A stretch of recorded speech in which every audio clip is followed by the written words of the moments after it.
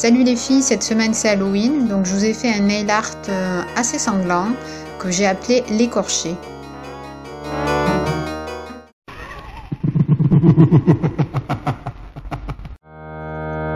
On commence par poser sa base.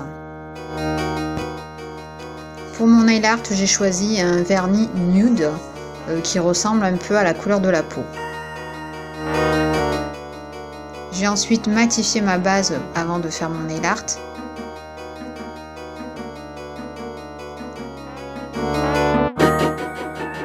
Pour obtenir un sang un peu rouge foncé, j'ai mélangé du noir et du rouge et j'ai commencé mon écorchure.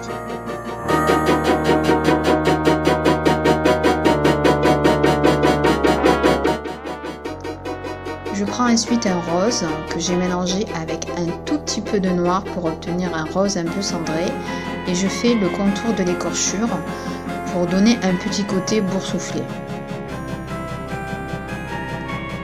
Je reprends ma peinture rouge avec beaucoup de noir et je fais quelques déchirures de la peau. Pour les écorchures, c'est au feeling. Vous pouvez en faire une par doigt, c'est vous qui choisissez la taille de l'écorchure, plus ou moins grande. C'est vraiment comme vous avez envie vous. Je prends un rouge un peu plus vif pour revenir sur l'écorchure et lui donner un peu plus de relief et de réalité.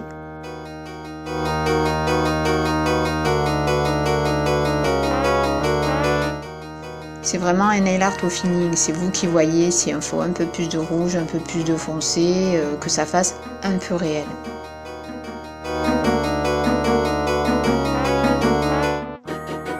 Qui dit peau écorchée, dit peau qui pend. Pour dessiner la peau qui pend, donc j'ai pris un rose un tout petit peu plus foncé que le vernis couleur chair. Je fonce un peu mon rose par endroits pour donner toujours un peu plus de relief, que ce n'est pas une couleur plate et unie. Avec un rose encore un peu plus foncé, je fais le contour de la peau pour lui donner un petit côté nécrosé. Je termine par quelques points sur les écorchures pour donner comme un côté point de suture. Ce n'est pas obligatoire. Pour ce nail art, j'ai mis un top coat mat pour finir le nail art. Je trouvais que ça donnait un côté un peu plus réel que du top coat brillant.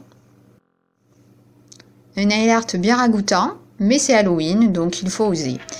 S'il vous a plu ou qu'il vous inspire, n'hésitez pas à me le montrer sur les réseaux sociaux. Je vous dis à très bientôt.